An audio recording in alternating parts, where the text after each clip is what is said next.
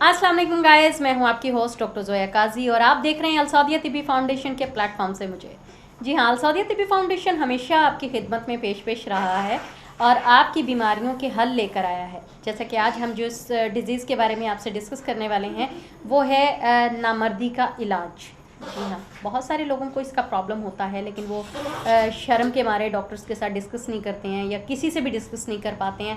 लेकिन उसका नतीजा ये निकलता है कि वो अपनी मिसेस के साथ ताल्लुकात अच्छे से कायम ना करने की वजह से चिड़चिड़ेपन का शिकार हो जाते हैं और उनकी मिसेस का और उनके रिलेशन में काफ़ी हद तक प्रॉब्लम्स आ जाती हैं। ठीक इसी तरह मतलब बीवी को भी कंप्लेंट्स होती हैं, चिड़चिड़ापन आ जाता है और बात बात पर छोटी छोटी बात पर लड़ाइयाँ शुरू हो जाती हैं। तो इसका हम आपको इलाज बताएंगे। इससे पहले कि मैं आपको इसका इलाज बताऊं तो मैं अलसौदिया तिब्बी फाउंडेशन की तरफ से आपसे रिक्वेस्ट करूंगी कि हमारा जो चैनल है वो आप सब्सक्राइब करें, हमारे वीडियो को लाइक करें, शेयर करें और बेल आइकन का बटन लाजमी दबाएं। हकीम सैफुल्लाह सिखो साहब की किताब लिखी हुई है जिसका नाम है जिनसी तालीमात। जी, जिनसी तालीमात के हिसाब से आप ये जो बुक है वो आप अपनी तमाम मुश्किलों का हल भी निकाल सकते हैं इस बुक से। जिसको नहीं समझ आ रही मेरे प्रोग्राम्स की, मेरी बातों की या मेरी कुछ वर्ड्स ऐसे हैं जिसकी मतलब लोगों को समझ नहीं आती, तो वो ये बुक उर्दू बाज़ार से इजीली ख़रीद सकता है ताकि वो अपनी तमाम प्रॉब्लम इस बुक में देख सके। वो मैं आपको दिखा भी देती हूँ उस बुक को। ये है जी हमारे पास वो बुक जिनसी तालीमात। इसमें से कुछ पॉइंट्स हैं नामर्दी के इलाज के जिसका मैं आपको अच्छे से पढ़ के बताऊंगी कि इसमें हम इस चीज़ को डिस्कस कर सकते हैं। बजाय इसके कि मैं आपको फॉर्मल सा बताऊं, मैं आपको बाकायदा पढ़ कर बताऊंगी इस बुक से कि इसके जो स्टेप बाय स्टेप हम किस तरह चल सकते हैं। जो नामर्दी का इलाज अगर मुश्किल नहीं है तो नामुमकिन भी नहीं है, और अगर मुश्किल है तो आसान भी नहीं है। तो यही मैं आपको बताना चाहूँगी कि इस कंडीशन में हस्बैंड को जो चाहिए, मोस्टली जो नामर्दी होती है जो शुगर की वजह से हो, शराब की कसरत से हो, मतलब नशावर चीज़ें इस्तेमाल करने से हो, या फिर किसी ऐसी चीज़ से हो जैसे कि रीढ़ की हड्डी पर चोट लग गई है, उससे तो वो मतलब मेडिसिन खाए तो इलाज मुमकिन है उसका। लेकिन जो बाय नेचर है उसका इलाज कैसे किया जा सकता है उस पर डिस्कस करेंगे। ये जो चीज़ें हैं मतलब बवासीर होना, शुगर होना, रीढ़ की हड्डी पर चोट लगना, या फिर शराब नोशी मंशियात की वजह से जो हम लोग देखते हैं कि जो लोग नामर्द हो चुके हैं उसका हम एलोपैथिक के मेडिसिन की वजह से या हर्बल तरीके से उसको मज़ीद ठीक कर सकते हैं। तो इसके मैं आपको बताऊं कि बहुत सारे लोगों को इसकी जानकारी नहीं होती, जिसकी इन्फॉर्मेशन नहीं होती, उस वजह से वो लोग बहुत परेशान रहते हैं। इस वजह से हमें छोटी ही उम्र में अपने बच्चों को, अपने मतलब लड़के लड़कियों को इसकी तालीमात देनी चाहिए ताकि वो बड़े होकर इस चीज़ से घबराएं ना। अगर मुश्किल पेश आ जाती है, समटाइम हम उनके साथ नहीं रहते हैं या उनके साथ कोई बड़ा नहीं रहता है, तो वो इस मुश्किल से बाहर निकल सकें खुद ब खुद, ताकि उन्हें इन्फॉर्मेशन होगी तो वो बाहर निकल सकेंगे। जैसे कि एक छोटी सी एग्जांपल दूंगी। एक डॉक्टर के पास ना एक बच्ची आई, जर्मन बच्ची। उसने कुछ बतखें पाल रखी थी जिसमें नर भी थे और मादा भी थे। तो उसने नर और मादा को जिनसी मिलाप करते हुए देखा, तो उसे उस बच्ची को बहुत बुरा लगा। उसने डॉक्टर से कहा, जी मुझे ये नर बतख नहीं चाहिए, ये मादा बतखों को तंग करती है, तो मुझे ये बतखें नहीं चाहिए। जिसके अगेंस्ट उसके माँ बाप ने एक दूसरे को हवन्नक होकर देखना शुरू कर दिया कि भाई अब हम इसका क्या जवाब दें। ऐसे में उनके जो मुलाजिम ने बहुत समझदारी से काम लिया और उसने कहा कि बेटा वो उसको तंग नहीं कर रहा बल्कि वो अंडे बना रहा है।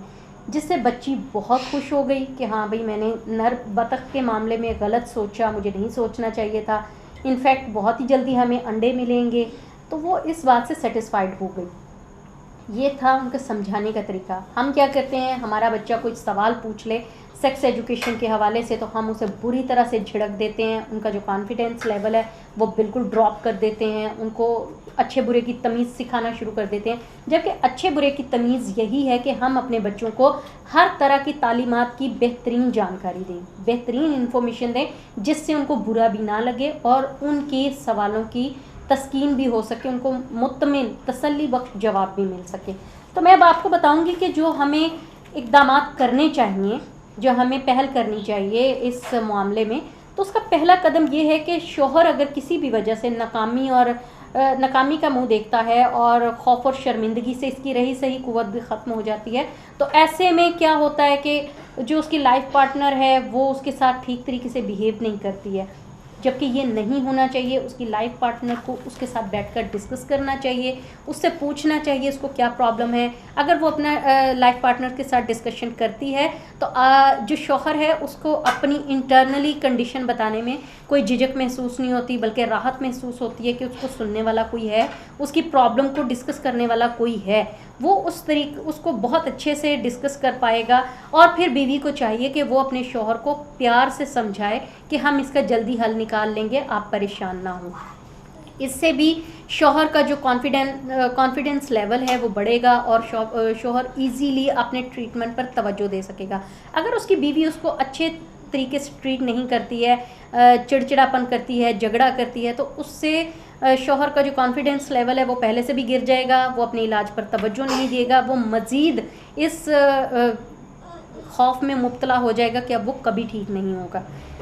दूसरा हमारे पास जो कदम है वो ये है कि डॉक्टर को चाहिए कि मरीज़ को समझाए कि जो इंतशार का अमल है वो रोबोट के अमल से मुशाबा नहीं है। मतलब जितनी स्पीड में एक रोबोट काम करता है, इंसान की स्पीड में काम नहीं करता है, इसलिए इसमें और रोबोट में थोड़ा सा फ़र्क होता है, तो घबराने की ज़रूरत नहीं है।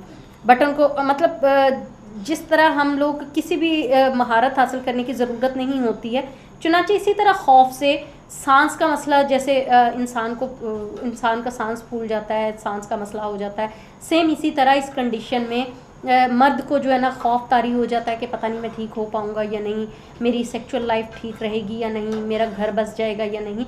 तो डॉक्टर ने हमेशा उनकी यही चीज़ें दूर करनी होती हैं कि मौलज को जो है अपने मतलब मरीज़ को अपने कॉन्फिडेंस में लेता है, उसको बताता है कि वो इतने अरसे तक इलाज करवाएगा, इस हद तक उसको जाना पड़ेगा, लिहाजा तसल्ली से और सब्र से काम ले।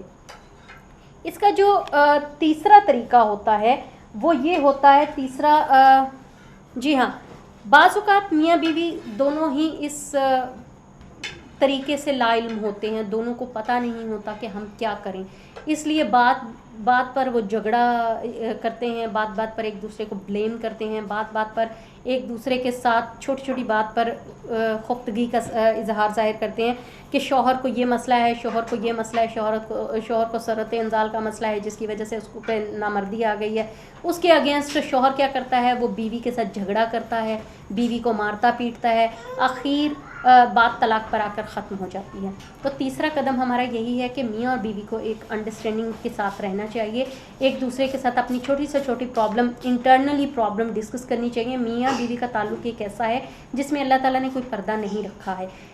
हमें चाहिए कि एक दूसरे को अच्छे से ट्रीट करें, मतलब मियाँ बीवी को चाहिए कि एक दूसरे के साथ हर प्रॉब्लम शेयर करें, हर प्रॉब्लम का हल निकालने की कोशिश करें और अपने आप को खुली किताब की तरह एक दूसरे के सामने रख दें ताकि अपनी बीमारियों का हल कर सकें। इससे ये होगा कि आप मेंटली रिलैक्स होंगे तो आपके जो मसल्स हैं वो रिलैक्स रहेंगे, मसल्स रिलैक्स होने की वजह से आपके जो वेन्स हैं वो रिलैक्स रहेंगी और आप बेहतर सोच सकेंगे, बेहतर अपनी बॉडी को एक्सरसाइज पोजीशन में लेके आ सकेंगे और अपनी जो सेक्सुअली एक्टिविटीज़ हैं, जो आपकी सेक्सुअली पावर्स हैं उस पर फोकस कर सकेंगे कि आप उसको किस तरीके से ठीक कर सकते हैं। तो जी ये था जनाब हमारा तरीके का। इसके लिए हम एक छोटी सी एक्सरसाइज भी आपको बताएंगे, विजाइनल एंड उज़्वे ख़ास की जो एक्सरसाइज होती है वो भी आपको बता देंगे। वो बहुत कम लोगों को पता होता है, उससे आपकी इंटरनली प्रॉब्लम जैसे कि नामर्दी हो गई, सर्द मोहरी हो गई, ये ख़त्म हो जाती हैं।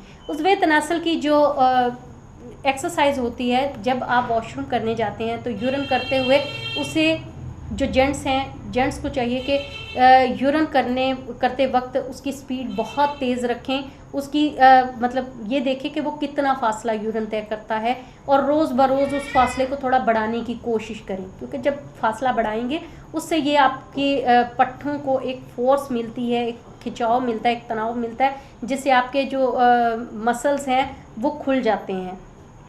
दूसरी एक्सरसाइज ये है कि जब आप यूरिन करते हैं उसमें आपको चाहिए कि यूरिन करते हुए उसमें थोड़ा थोड़ा वक्फा दें, 2-3 सेकंड्स का, थोड़ा सा यूरिन करें, फिर 2 सेकंड रोक लें, फिर यूरिन करें, फिर 2-3 सेकंड रोक लें। इस तरह 3 से 4 पार्ट्स में इसको आप कर सकते हैं। इसकी जो दूसरी एक्सरसाइज है वो ये है कि जब आप स्टूल पास करते हैं, मतलब खाना करते हैं, तब तक यूरिन नहीं कर सकते। आप यूरिन को रोक लें। इस तरह से ये होगा कि आपको जब आप स्टूल पास कर लेंगे उसके बाद आप यूरिन करेंगे तो उसमें आपको बेहतर तरीके से आपकी जो उज़्वे तनासुल की एक्सरसाइज है वो मज़बूत हो जाए, उससे आपके मसल्स, आपकी वेन्स मज़बूत हो जाएंगी और काफ़ी ज़्यादा आपको आराम भी फील होगा। जो तीसरी इसकी एक्सरसाइज है वो रीढ़ की हड्डी से ऊपर वाला हिस्सा और नीचे वाला हिस्से के जो पट्टे मतलब पट्टे जिसको हम मसल्स कहते हैं, उन पट्टों का जो खिंचाव और तनाव हम बार बार करते हैं, उससे भी आपको एक्सरसाइज करने से भी आपको काफ़ी मदद मिलेगी। वो कैसे कर सकते हैं? हम अपने पेट को ऊपर की तरफ खींच के सांस रोक सकते हैं, फिर उसका सांस छोड़ते हैं। इस तरीके से आपकी एक्सरसाइज जो होती है वो बेहतर तरीके से हो सकती है। तो ये थी जनाब इनकी एक्सरसाइज। आपको इस तरह एक्सरसाइज ये आप दिन में 4-5 भी कर सकते हैं। पेट वाली एक्सरसाइज, रीढ़ की हड्डी वाली, इससे ये आपको दिन ब दिन फील होगा कि आपकी जो इंटरनली मामलात हैं वो ठीक हो रहे हैं। उम्मीद है आपको हमारी ये एक्सरसाइज ये वीडियो बहुत अच्छी लगी होगी, इसलिए इसको लाइक करें, शेयर करें, बेल आइकॉन का बटन दबाएं, बार बार कह रही हूँ, ताकि हमारी इस तरह की वीडियोज़ आपको मिलती रहें। और एक बात और कि अगर किसी को कोई प्रॉब्लम है तो वो ये बुक ख़रीद सकता है उर्दू बाज़ार से ईजीली। इस बुक से आपको आपके तमाम सवालों के जवाब भी मिल जाएंगे। इसके साथ ही मुझे इजाज़त दीजिए। अल्लाह हाफिज़।